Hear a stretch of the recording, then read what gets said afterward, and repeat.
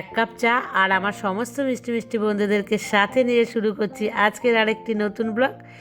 আর কাল শ্রাবণ মাসের সোমবার গেছে, আমার হাজব্যান্ড এসছে, তো এতদিন পর এসছে। আমি ওই রকম খাবার খেয়ে খাইয়েছি ওকে। আর কি করেছে খেতে বসে সেটাও তোমাদের সাথে বলবো। আর আগের দিনকে রাতে থেকে আমাকে বলছিল যে আমি গেলে তুমি কি কি রান্না করবে, তো সেটাও একবার তোমাদেরকে শোনাবো যে ও আমাকে কত কিছু বলেছিল আর তারপরে আমি কি রান্না করেছি। আর সকাল থেকে সন্ধে পর্যন্ত তোমাদের সাথেই থাকবো, অনেক কাজই করার চেষ্টা করব, তোমরা কিন্তু আমার সাথেই থেকো। আর আমার গলার আওয়াজটা কিন্তু অনেকটা ভারী লাগবে তোমাদেরকে, তো তোমরা ভেবো না যে আমার শরীর খারাপ। শরীর একদমই খারাপ নয়, কারণ আমি সকালবেলা উঠে ভয়েস দিচ্ছি, আর সকালবেলা ভয়েস দিলে কিন্তু গলাটা ভারী থাকে, গলা থেকে আওয়াজ বেরোতে চায় না। আর রাতেরবেলা একদম সময় পাইনি, অনেক রাত হয়ে গেছে জানো তো, 12টা প্রায় 12:30 মতন বেজে গেছে আমার ঘুমোতে ঘুমোতে। সেই কারণে আর ইচ্ছে করেনি তখন ভয়েসটা দিতে। আর এটা হচ্ছে সরকারি থালা, তোমরা সবাই জানো। তো ওর বাবা প্রত্যেক বছর না পেলেও 2-3 বছর পর পর পায়, তো নিয়ে এসছে, বলছে মেয়ের জন্য। মেয়ে বলছে ইস, আমি এগুলো হোস্টেলে খেতে খেতে বিরক্ত হয়ে গেছি, আমি নিয়ে যাবই না এগুলো। আর ওর বাবা না চা খেয়ে এসে আবার মেয়ের পাশে শুয়ে আছে। আর এই দেখো, দেখলে কীরকম দুষ্টু, বলছে বাবা এত সকাল সকাল তুমি নিয়ে এসছো, আমি এখন উঠবো না মাম্মা, আমি একটু শুয়ে থাকবো। আর এটা দেখে ওর বাবা বলছে যে তোকে এত বিছানার মধ্যে এনে দিচ্ছে তাও তুই খেতে চাইছিস না। আর আমি তোর মাকে সকাল থেকে যে কতবার বলি চা চা চা, তারপরে অনেকক্ষণ পরে গিয়ে কিন্তু তোর মা আমাকে চাটা দেবে, আর তোর মুখের সামনে আনলেও তুই খেতে চাস না। আর আমি কখন থেকে চা চা বলি, তোর মা হচ্ছে আমাকে চা দেবে অনেক লেটে। আসলে বন্ধুরা জানো তো কেন দিই লেটে? আমি ইচ্ছে করে লেটে দিই। ও সকাল 5টার সময় যদি ঘুম ভেঙে যায়, বা ও যদি দেখে আমি মোবাইল নিয়ে একটু খুটখাট করছি, কারণ বাঙালিরা ঘুম থেকে উঠেই মোবাইল নিয়ে আমরা খুটখাট করি। আর বলে নি ওকে দিয়েছি চিড়ে, আমুল দুধ, চিনি, কলা, কিশমিশ। আর আমি নিয়েছি কিন্তু ওটস, কলা আর কিশমিশ। আমি তো চিনি নিই না, আর ওর মধ্যে আমি অবশ্য দুধ নিয়েছি, আমুল দুধ নিই, আমি এমনি গরুর দুধ। আর এটা হচ্ছে খোয়া ক্ষীর, ওর বাবা ওখান থেকে নিয়ে এসছে। খোয়া বলতে আমাদের এখানে যেটা খোয়া সেটা কিন্তু নয়, এটা হচ্ছে একদম পুরো মিষ্টি, যেরকম মাখা সন্দেশ হয় না সেরকম টাইপের, কিন্তু তার চাইতে অনেক হাজার গুণ বেশি কিন্তু টেস্টি। তো কাল রাতেবেলায় খেয়েছিল বাপ মেয়ে দুজনাই, আমি আর তোমাদের সাথে সেটা ভিডিও আর করিনি। রাতে খাওয়া দাওয়ার পর বললাম নিয়ে আসলাম ওখান থেকে, তুমি একটু দাও, তো দিয়েছিলাম। আর আমি রান্নায় চলে আসলাম, তারপরে কাজে যাব, কি কি কাজ করছি দেখাবো। আর তোমাদেরকে একটুখানি বলি, কালকে তো আমি রান্না করেছিলাম যে ডাল, আর হচ্ছে দেখেছো কুমড়ো শাকের চচ্চড়ি, আর একটু ভাজাভুজি করেছিলাম, আর কিছু করিনি। তো ওর বাবা জানো তো সেই কুমড়ো শাকের যে চচ্চড়ি, ওই চচ্চড়িটা দিয়েই কিন্তু ভাত খেয়েছে, আর ভাজা দিয়ে। সে কিন্তু আর খাইনি, ডাল পাতেও নেয়নি। আর তখন না আমার খুব খারাপ লাগছিলো যে একটু ডাল দিয়ে তো খেতে পারতো, ডাল ভাজা দিয়ে খেয়ে ওই কুমড়ো শাকের চচ্চড়িটা ও ভালোবাসে আমি জানি, কিন্তু যে খাবেই না সেটা না আমি বুঝতেই পারিনি একদমই।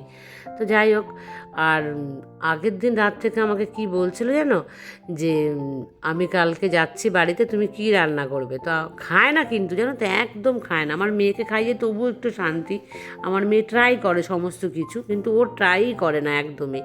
তো আমাকে বলছে খাসির মাংস গিয়ে দোকান থেকে কিনে নিয়ে আসবে, নিয়ে বেশ কষা কষা করে তুমি রান্না করবে। তা আমি বললাম শ্রাবণ মাসের সোমবার, এমনিতেই মাছ খেতে নেই, তার উপরে আবার বলছো খাসির মাংস। তো বলছে ও কিচ্ছু হবে না। আর এটা দেখো কড়াইটা কি দেখাচ্ছি, আগের দিন দুপুরবেলা ভেজেছিলাম ওই পটল আলু, তারপরে রাতে ভেজেছি, আবার সেটাতেই রান্না করছি। সেই জন্যই কিন্তু আমার কড়াইটা ওরকম নোংরা ছিল, কারণ ওই দেখবে আলু বা পটল ভাজলে ওই কড়াইয়ের মধ্যে কিন্তু আবার রান্না করা যায়। আর আলু সজনে ডাঁটা দিয়ে দেখো মাছের ঝোল রান্না করছি, আদা জিরে বাটা, কাঁচা লঙ্কা, টমেটো, এই পেস্টটি কিন্তু আমি দিয়েছি। তারপর আমার হাজব্যান্ড আমার মেয়েকে বলছে যে বাবান তুই খাসির মাংস খাবি তো? মেয়ে বলছে হ্যাঁ হ্যাঁ আমি তো খেয়ে নেব, মাম্মাম তো বলছে করবে না। দিয়ে বলছে ও মাম্মাম করবে না, না মাম্মামকে আর নিয়ে আসতে বল তুই। দিয়ে এইসব বলে না মেয়েকে কনভিন্স করার চেষ্টা করছে। তারপরে মেয়ে দেখলো যে ব্যর্থ, মাকে তো বলে কোনো লাভ হবে না। আমি বললাম আমি কোনো মতেই করব না, যদি বলো তো আমি পনির এনে আমি করতে পারি, নিরামিষ খাওয়ার দিন একটু পনির খেলে বা অন্য কিছু বানালাম। তো পনির ওর বাবাও একদমই ভাত খেতে পারে না পনির দিয়ে, আর মেয়ে বলছে পনির খেয়ে খেয়ে ওখানে আমি এত বিরক্ত হয়ে গেছি, যে পনির আমি খাবোই না। আর আমি একদমই পনির দিয়ে কিন্তু ভাত খেতে পারি না। তো এই কারণে আমার বাড়িতে দেখবে নিরামিষের দিন একদমই কিন্তু পনির হয় না। যারা পনির খেতে ভালোবাসে তাদের কিন্তু নিরামিষের দিন পনির হয়ই হয়, কিংবা ছানার ডালনা। আমাদের এখানে ছানার বড়া কিনতে পাওয়া যায়, ওই ছানার বড়া দিয়েও আমি ভাত খেতে পারি না, আমার কাছে একদম বেকার লাগে খেতে। সেই কারণে দেখবে সয়াবিন দিয়ে কিন্তু খাই, ডাল একটা সয়াবিন, এটাই আমি বানাই, কারণ ওই দুটো নিরামিষ জিনিস দিয়েই কিন্তু আমি ভাতটা খেতে পারি, আর তার সাথে আমার মেয়েও। যাই হোক, তারপর তো আর আনলাম না খাসির মাংস দিয়ে। ভেবেছে বাবা যে খাসির মাংস না আনলেও হয়তো অন্য কিছু আমি রান্না করেছি। আসলে আমি একদমই করিনি। কেন জানো তো, আমার হাজব্যান্ড যে রাতেবেলা আসবে তো আমি খুব ভালোভাবে জানতাম, একবার না 100,000 বার ওরকম কাণ্ড করেছে। আমি ওর জন্য শুধুমাত্র রান্না করেছি, একবার খাবে রাতেবেলা, তো ও না যেন খায়নি সেগুলো। ও হয়তো একটুখানি প্রথম যে সবজি ছিল সেই সবজিটা দিয়ে খেয়ে নিল, তারপর যে আমি এত কিছু রান্না করেছি সেগুলো না মুখেও দেয়নি। তো সেই দুঃখ থেকে কিন্তু আমি ভেবেছি যে যা আছে তাই খাবে, রাত পোয়াক, মানে সকাল হয়ে গেলে তারপরে ওর পছন্দ মতন যা মানে খেতে চায় সেটা রান্না করব। আর বাইরে প্রচুর মুষলধারে বৃষ্টি নেমেছে, তোমাদের বোঝানো যাচ্ছে না যেহেতু আমার নেট দেওয়া রয়েছে, কিন্তু এত বৃষ্টি না আমার কাজ করতে একটু মন চাইছে না, মনে হচ্ছে বসে বসে গল্প করি। আর সকালবেলা কিন্তু অনেকক্ষণ গল্প করেও ছিলাম। আর আমার হাজব্যান্ড প্রচুর জামাকাপড়, তার অবশ্য নিজস্ব, কেচে কুচে ছাদে নাকি ভরে দিয়ে এসছে। আমি অবশ্য যাইনি ছাদে, হেনা এসেও বলল, আবার আমার হাজব্যান্ডও বললো যে আমি কেচে ধুয়েছি, মানে যা যা আমি নিয়ে এসেছি। আর দেখেছো লাগেজের মধ্যে কভার লাগানো আছে আমার হাজব্যান্ডের, ও কিন্তু ভীষণ পরিষ্কার, দেখতে গায়ের রং কালো কিন্তু কাজ ওর খুব পরিষ্কার। ও বললো সেই লাগেজের কভার মভারও সমস্ত ধুয়ে কিন্তু আমি একদম ছাদে দিয়ে এসেছি। আর ওর জামা কাপড়গুলো কিন্তু কোনো দিনই আমাকে কাচতে হয় না, মানে ও দেয় না আমাকে আজ পর্যন্ত, মানে খুব গুনে গুনে কয়েকদিনই মনে হয় আমি করেছি। তো এটাও কিন্তু কম ভাগ্যের কথা নয়, হাজব্যান্ডের জামা কাপড় স্ত্রী কাচবে, এটাই কিন্তু স্বাভাবিক, কারণ আমরা যেহেতু ঘরেই থাকি, বাইরের কোনো কাজ করি না, সেই জন্য। তো যাই হোক, এটা আমাকে খুব কম করতে হয়। আর যারা মানে ডিফেন্সে জব করে তারা কিন্তু বেশিরভাগই এরকম করে না, তারা নিজেরা নিজেদের কাজগুলো করে নেয়। তো তোমরা সবাই আমাকে এত ভালোবাসা দিয়েছো যে সবাই আমার খুশি দেখে অনেক খুশি হয়েছো। তো এটা কিন্তু আমার মানে খুব ভালো লাগে যে আমার বন্ধুরা খুব পজিটিভ। আমার এই বয়সে যে আমি একা থাকি, এই যে মানে কষ্টটা পাই, এই কষ্টগুলো তোমরা ফিল করো। যেমন লাকি আমাকে বলেছে যে তোমার যে একাকিত্ব এটা খুব কষ্ট, এখন খুব আনন্দে থাকো। আর সব থেকে হাসি পেয়েছে শিব ঠাকুরের কথা বলে, ও বলেছে তোমার শিব ঠাকুর চলে এসেছে, তুমি যত্ন করো। আর এই কথাটা আমাকে মধুমিতাও বলেছে যে তোমার শিব ঠাকুর চলে এসছে এবার, একদমই আমার পাগলা শিব চলে এসছে, মানে একটু পাগলা আছে আবার একটুখানি ভালোও আছে। তো সব মিলেমিশেই আমার শিব এখন চলে এসছে।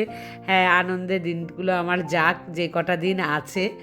আর তোমরা এইভাবে আমার সাথে থেকো, ভীষণ ভালো লাগে। শুধু যে মানে আমি আমার শিবের সঙ্গে মানে থাকবো, আনন্দ করব সেটা না, আমি ভাবি যে তোমাদের সাথেও কিন্তু অল্প অল্প করে আমি শেয়ার করব, মানে যতদূর সম্ভব করা যায়। আর জানো তো বন্ধুরা, যখন এরকম আসতো আগে, মানে আরও ধরো আমি 7-8 বছর আগের কথা বলছি, তখন কিন্তু এক্সাইটমেন্ট একটা অন্যরকমভাবে ছিল।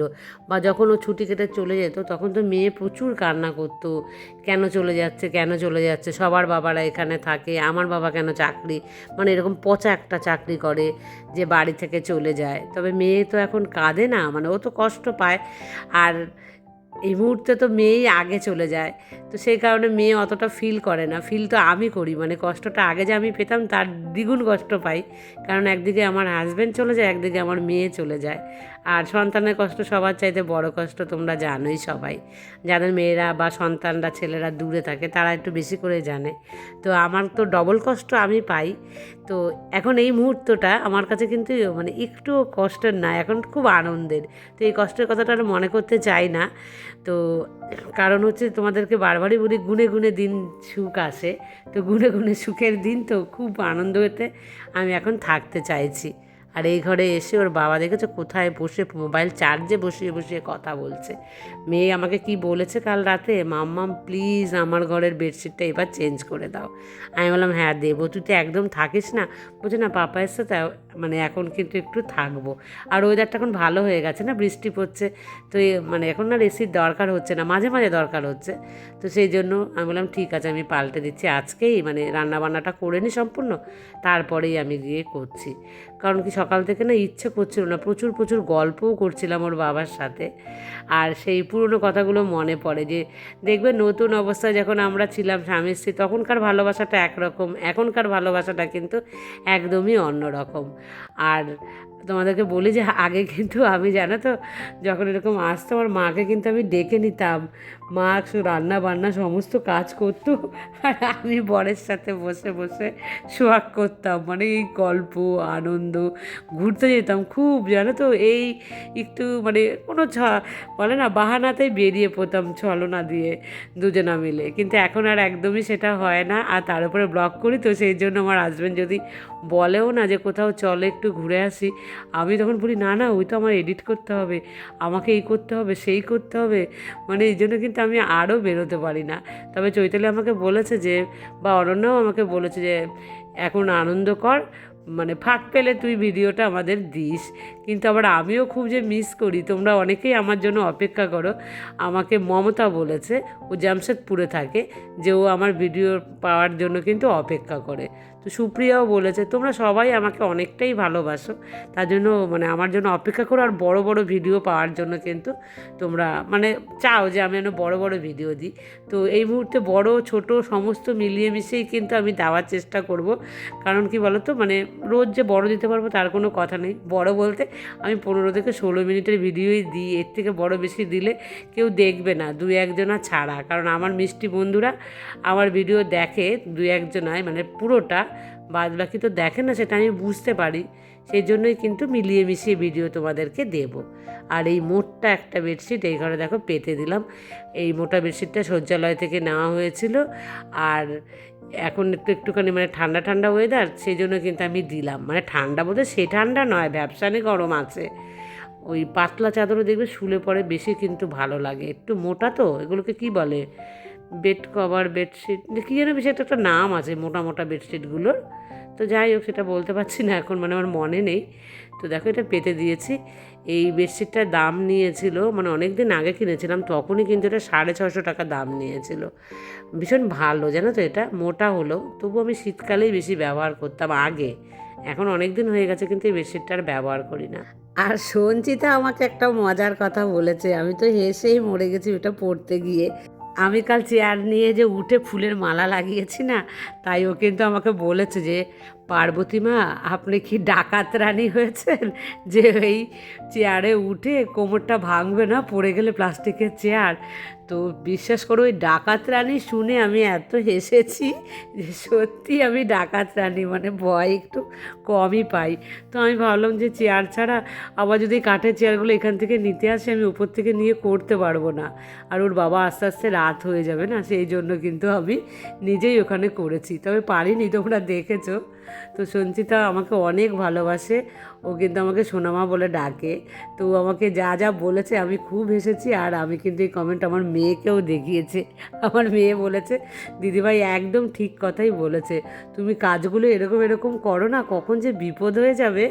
তো সঞ্চিতা আমি কিন্তু বকা খেয়েছি তোমার বুনুর কাছে, তোমার ছোট্ট বুনু কিন্তু আমাকে বকেছে যে দিদিভাই ঠিকই বলেছে।